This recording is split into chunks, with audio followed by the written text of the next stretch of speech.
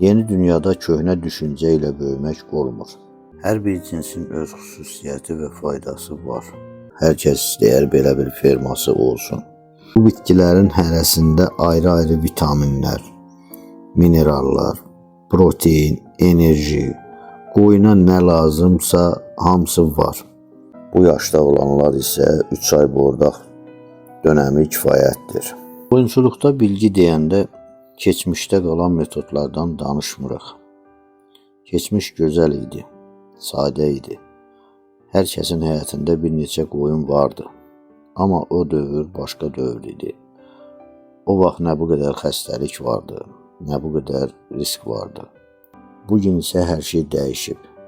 Bir vaksin gecikməsi zərər, bir düzgün planlama nəzarəti itki, bir plansızlıq geri addım. Artıq bu iş hisslə yox, sistemlə idarə olunur. Bugün bilməlisən nə vaxt vaksin vurulur, nə vaxt hansı dərman verilir, sürünün sağlamlığı necə qorunur. Çünki məqsəd sadəcə 5-10 qoyun saxlamaq deyil. İstər 10 baş olsun, istər 1000 baş. Biz bu işi dolanışıq kimi yox, gəlir gətirən sistem kimi qurmaqdan danışırıq. Yeni dünyada köhnə düşüncə ilə böyümək olmur. Əgər bu işi ciddi görürsənsə, onda ona ciddi yanaşmalısan. Qoyun növləri fərqlidir. Ətlik, südlük, yun və digər qarışıq. Biznes məqsədinizə uyğun növ seçmək vacibdir. Yanlış növ seçimi gələcəkdə qazancınızı azalda bilər. Misal üçün, əgər yalnız ət satmaq istəyirsinizsə, südlük qoyuna pul xərcləməyin. İndi sistem seçimi barədə danışaq. Otlaq sistemi sahə tələb edir və qoyunlar sərbəstdir. Təbii otlaqdan faydalanır, amma qışda yem təminatı və hava şəraiti də bir riskdir. Qapalı sistemdə isə tövlə ya fermada saxlanılır. Yem və mühitə nəzarət yüksəkdir. Sərmayə biraz çox ola bilər, amma gəlir daha stabildir. Hər iki sistemdə qazanc mümkündür, amma ilk addım bilgi toplamaqdır. Qapalı sistemdə temperatur, havalandırma, yem balansı önəmlidir. Otlaqda isə otlaq və su təminatı. Başlanğıc investisiya və qoyun seçimi çox önəmlidir. Kiçik sürü ilə başlayın. 5-10 sağlam qoyun.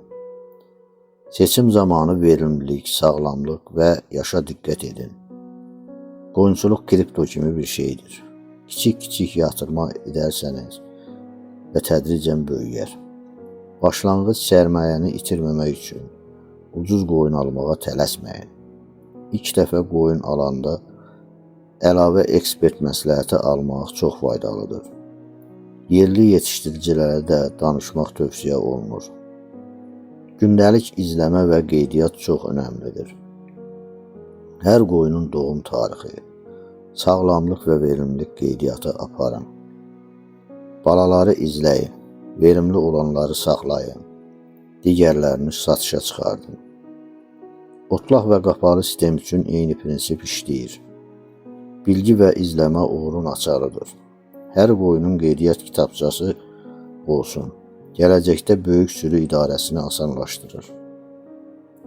Qoyunçuluq yalnız qoyunu saxlamaq deyil, gəlir gətirməkdir. Balalar, ət və yun məhsulları satmaq üçün bazarı araşdırın.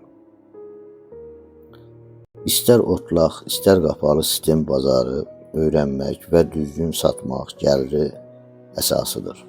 Kiçik satışlarla başlayın. Bazarı öyrəndikcə sürünü böyüdün. Məsələn, bir sürü ilə başlayaq. Əgər 10 qoyunla başlasanız, ilin sonunda düzgün seçilmiş balalarla 15-20 qoyuna çatmaq mümkündür. Hər balanı izləmək və verimli olanları saxlamaq gələcəyiniz üçün böyük fərq yaradır. Kiçik addımlar böyük uğura aparır.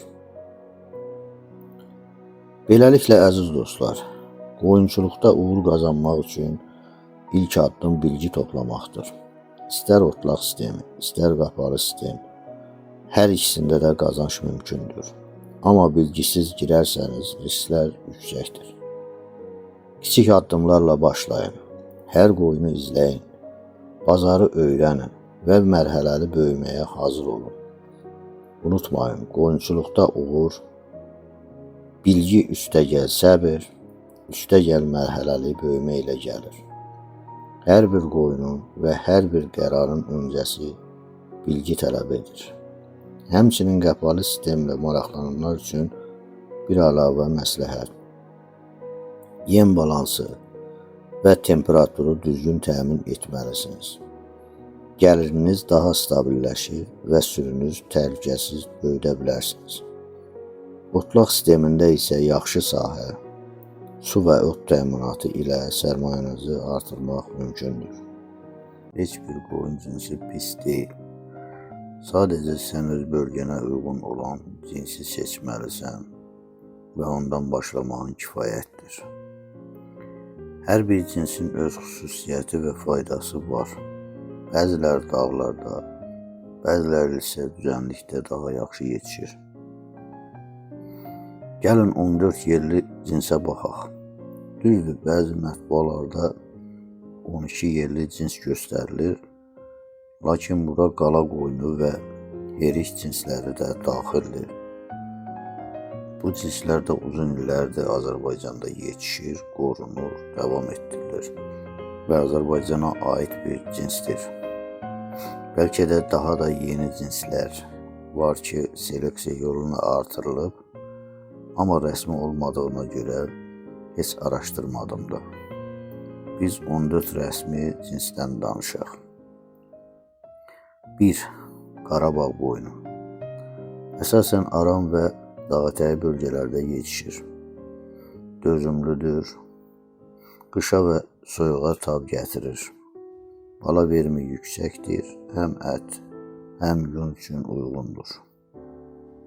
2. Balbas qoyunu. Dağlıq və yarı dağlıq ərazilərdə uyğundur. Əsasən Naxçıvanda yetişir. Böyük bədənlidir, ətlik keyfiyyəti yaxşıdır və orta yun verir. Bala verimi yüksəkdir. 3. Şirvan qoyunu. Aran zonasında yetişir. Həm ət, həm yun, həm də süd verir. Dözümlüdür və uzun ömürlüdür. Sulu otlaqlarda yaxşı böyüyür. 4. Bozaq qoyunu.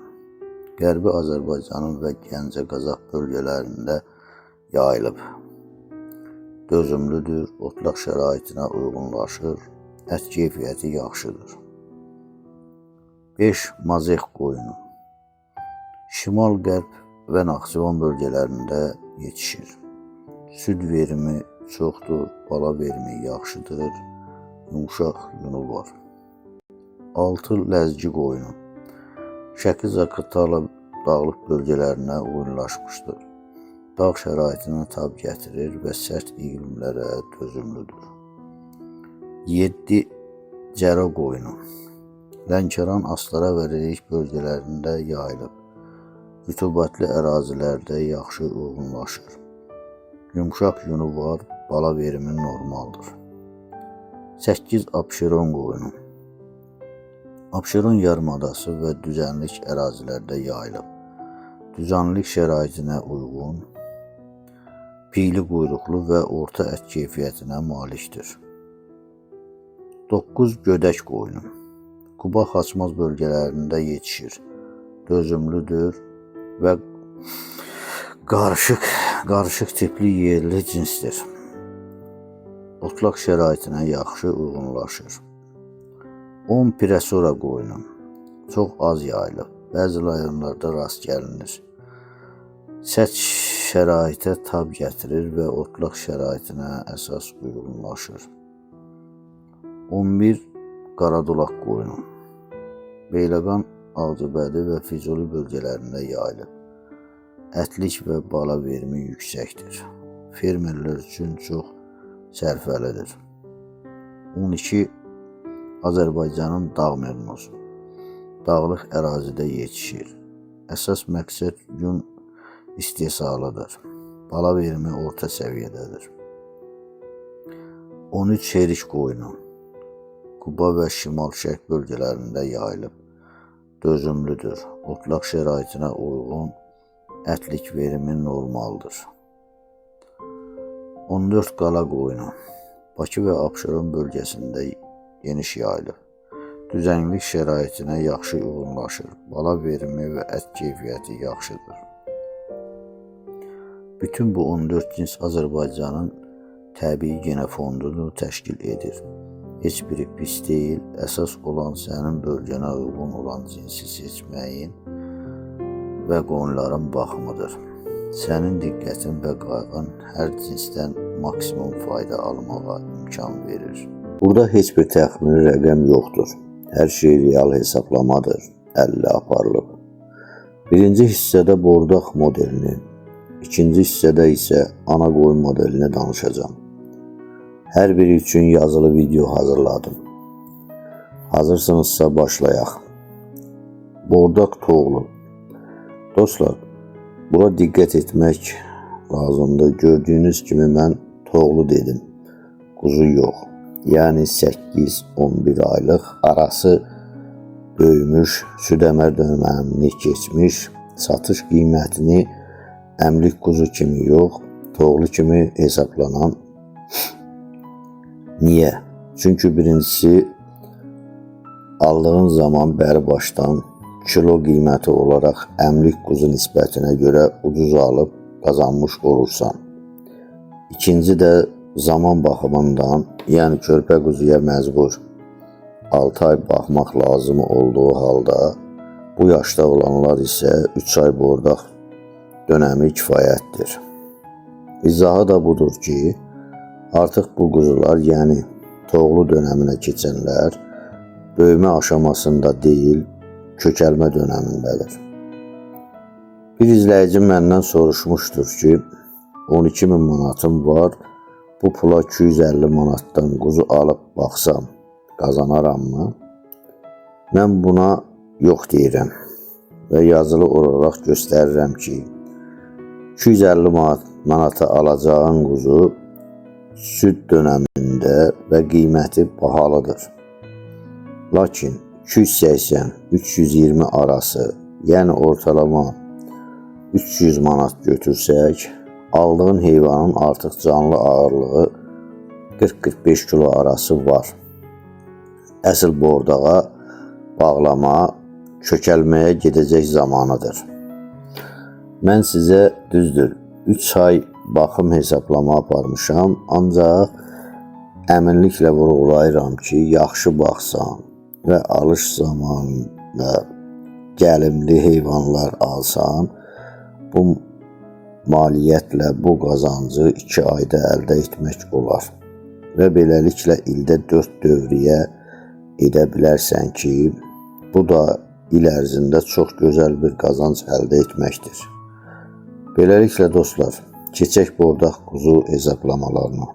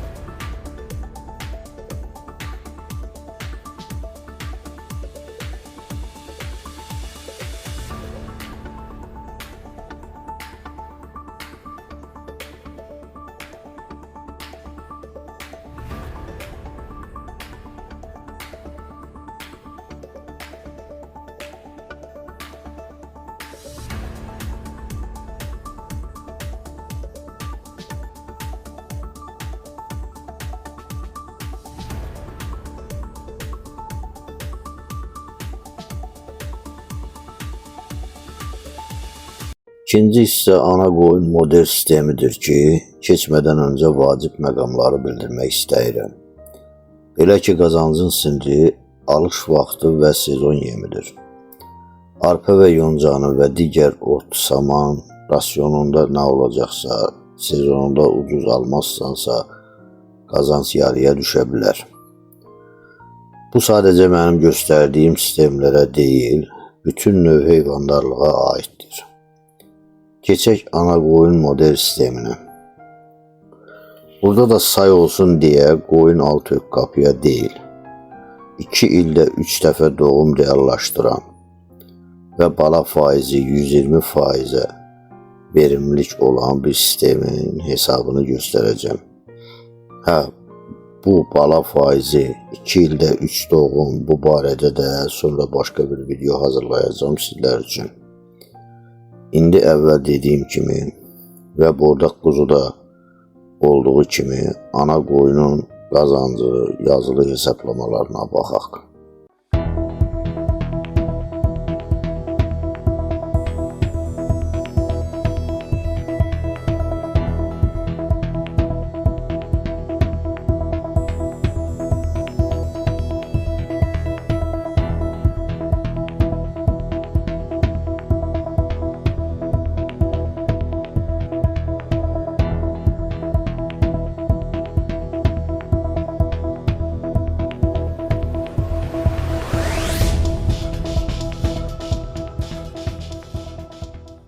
Final olaraq deyirəm ki, bəli, qoyunçuluq gəlirli bir sahədir.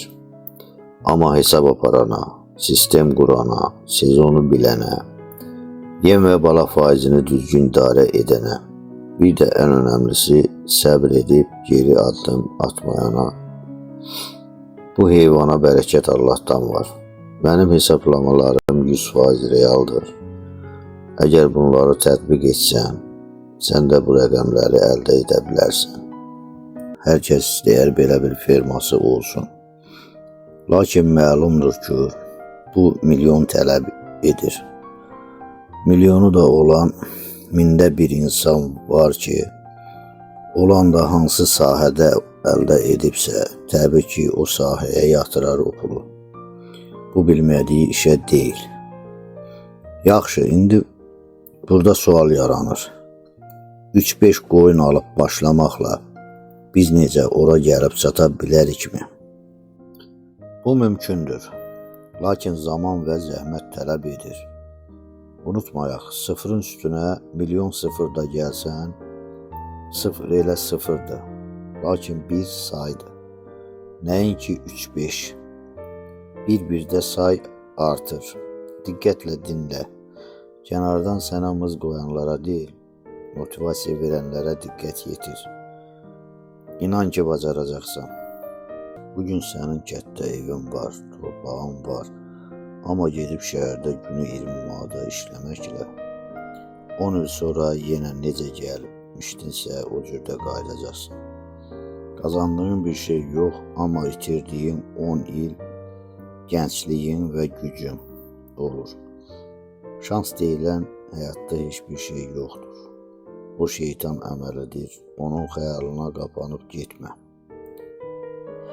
Və ya sən şəhərli qardaşım, bir iş qura bilmirsən, mayan yox, pulun yox, günü-gündən geri gedirsən, sadəcə şəhərdə bir evin var, bu işsizlik belə gedərsə onu da itirəcəm qorxusu səni almış. Hələlik başlanğıc üçün ver evini kiraya. O pulla kətdə ucuza ev tut, kənd təsərrüfatını öyrən, başla bir şeylər öyrəndikdən sonra sat o şəhərdəki evi, o pula kətdən ev də alarsan, torpaq da, heyvan da. Gələcəkdə qazanacağın pul o şəhərdəki evini yenidən bərpa edəcək. Ana torpaq hər kəsi qazandırar. Unutmayın, ana torpaq, ana vətən bu kəlmələr elə-belə söz yığını olsun deyə deyilməyib. Bu bitkilərin hərəsində ayrı-ayrı vitaminlər, minerallar, protein, enerji, qoyuna nə lazımsa hamısı var. Medicago sativa, paxlagillər fəsiləsindən ildilindən qara yonca. Espaxet, parazitlər riskini azaldır, proteinlə zəngin. Köp və şişkinlik vermir. Çəmən otu enerji və karbohidratla zəngindir, otlaq üçün davamlıdır, uzun müddət yaşıl qalır.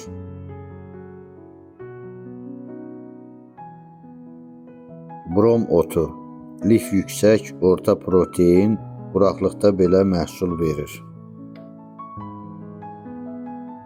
Çəmən darısı tərkibi protein, lif, minerallar, faydası erkən yaz yemidir, sərt quraqlığa dözümlüdür. Sudan otu enerji yüksək, orta protein, şəkər, karbohidrat, tez böyüyür, yay üçün ideal yem. Yovşan, efir yağları, minerallar, təbii dərman kimidir, parazitlərə qarşı təsirlidir. Dəvətikanı, quraqlıqda ehtiyat yemi, şəkər, minerallar, az protein, səhrada belə yaşayır.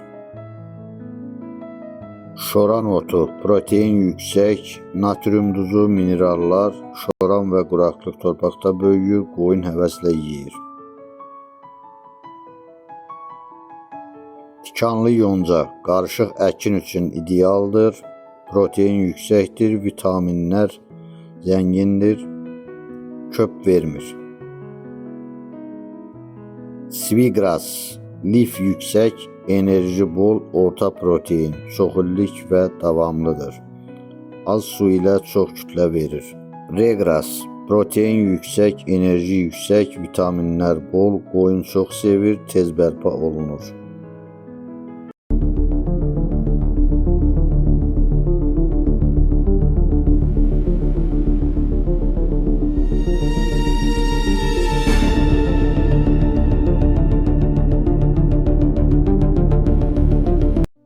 Səpin üçün yaxşı vaxt payız vaxtıdır.